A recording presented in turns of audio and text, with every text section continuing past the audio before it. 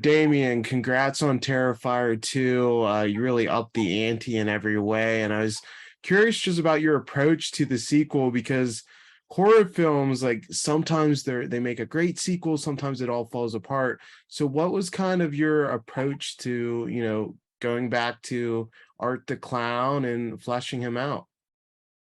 First of all, thank you, man. I'm glad you enjoyed it. So I knew my mindset was going into this, and I'm not comparing Terrifier 2 to these movies, but I was in the mindset of this has to be our Dawn of the Dead, our Evil Dead 2, Nightmare on Elm Street 3. It had to be that bigger sequel that sort of brings it to another level. So again, I wanted to up the kill scenes. I wanted to up the scope. I mean, more importantly than all of that, that's the stuff that people want on the surface. They want the kill scenes. They want Art doing his thing. But I really wanted to include really dynamic protagonists this time. And I really wanted to have, our hero, Sienna, our final girl, someone who could really go up against Art the Clown and be a worthy nemesis, someone that the audience can really get behind and follow. Because this movie is really about her journey as much as it is Art's and where he's going in this one. So that was it, just building a bigger scope and really having more dynamic characters that you can care about. That was my goal. Yeah, and Art the Clown's been around for, over a decade at this point. And when you've spent so much time, with the character, just how much easier does it make it just to write about him and to come up for stories about Art just because he's spent so much time in your head? Yeah, it's actually real. It's like second nature writing him, believe it or not. I mean, it's tricky. The audience, they can't tell how much of Art the Clown is me and how much it's David. Because Dave is Art the Clown, so that's what you see. But I really write all of this stuff. I mean, don't get me wrong, he brings so much to it with his mannerisms, and I let him improvise on set all the time, and I use a lot of his improvisation. But I really know how to write this character really well. I know his sense of humor, his dark sense of humor, and just kind of those sadistic things that he could do, but that'll also make the audience laugh in an uncomfortable way and things like that. I love that almost as much as I love writing the gore and the violent set pieces. So going into this, honestly, Art was the least of my concerns. I felt like he was the safety net in this movie because I know how to write him. Not saying I did that. I could be a disaster. I don't know if I failed with the character or not, but that wasn't my concern. I was more concerned about this new fantasy element that I was injecting into the movie that was really big compared to the first one. And again, writing characters and putting drama into this movie that wasn't necessarily there in part one. So those were that new flip on the tone was what was making me a little nervous in regards to audience reaction to this one. Yeah, and Lauren is just so great as Sienna. What about her really stood out and made you envision her, being the franchise protagonist because her performance really brings it all together? I couldn't agree more. She's a godsend. She was the only person I considered for the part. There was never a runner-up. And just as soon as I saw her reel, her acting was amazing.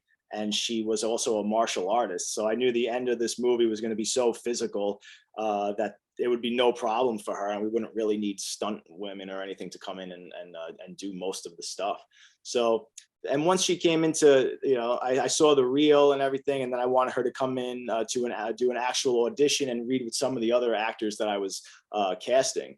And then seeing her read with Elliot Fulham, who's another amazing actor who plays her brother, Jonathan, seeing their chemistry together was so wonderful. It just made me so excited. I knew that those were my people. I knew they were going to elevate my material and make it just so much better.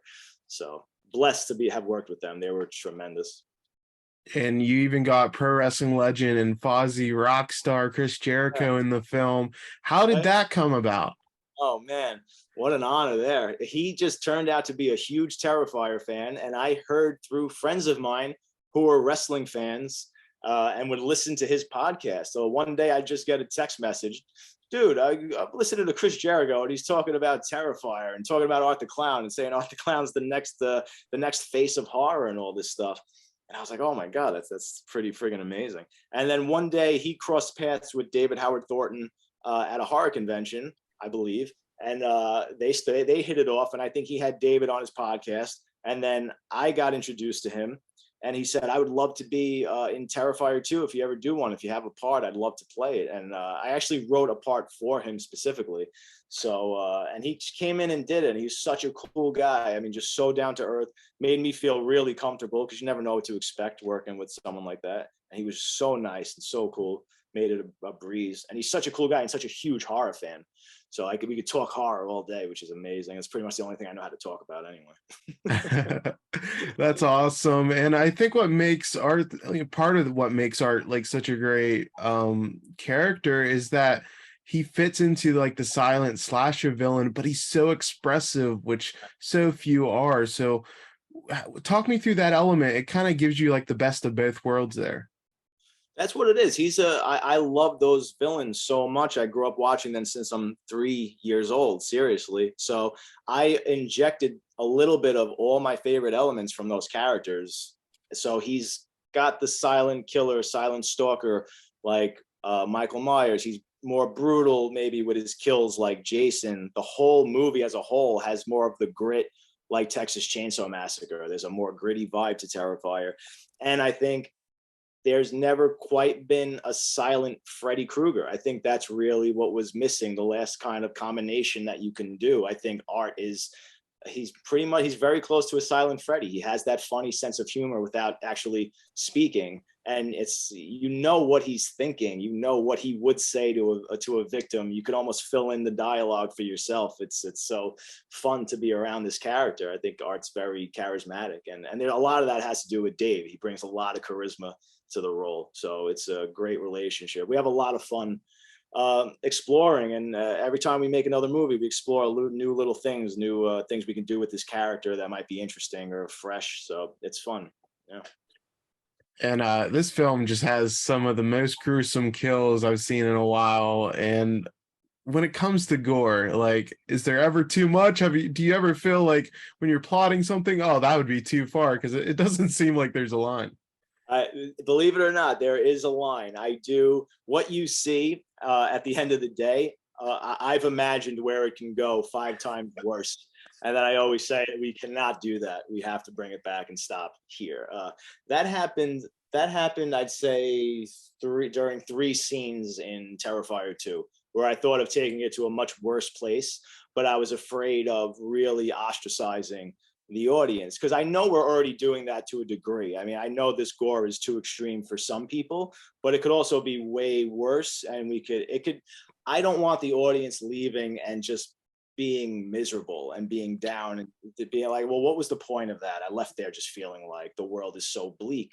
That's why, because there's such a heavy layer of fantasy, especially over Terrifier 2, I thought maybe I can get away with some more extreme gore, because the movie's so obviously not grounded in reality, even though the characters themselves are grounded in reality. At least that was my goal when writing it. I mean, it's not, we're not trying to do like a corny horror movie or something like that, but it is so fantastic and over the top with this supernatural element that maybe it would ease the audience into the violence a little more. But I don't know if that's the case. But to answer your question, there are lines that I won't cross, but that doesn't mean I don't think other filmmakers shouldn't cross them. I think you should be able to show whatever you want in a movie, just as long as you're not harming people or animals or something like that. But I think you should show whatever you want.